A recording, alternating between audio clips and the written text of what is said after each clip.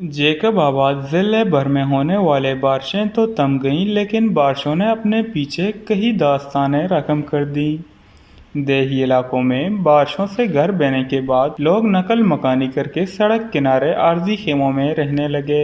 सड़क किनारे रहने वाले लोग अब गर्मी और चिलचिलाती धूप से बेहाल हैं। इनके लबों पर शिकवा है कि इनको सर ढांपने के लिए खेमे और पेट पालने के लिए 2 वक्त का खाना दिया जाए। बारिशों का मुश्किल यही है, हमारे घर सारे गिर गए, डूब गए। हम गरीब है, हमारे पास कुछ खाने पीने के लिए ही नहीं, हमारे घर बार बच्चे सब डूब गए।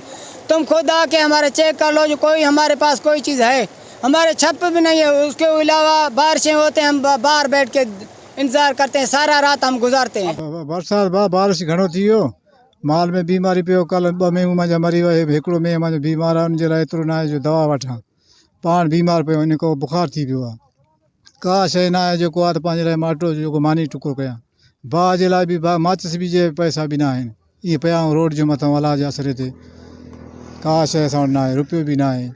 रोड ते वेठा आहियूं, बसि अलाह अलाह कंदा हुआ, का शइ न आहे।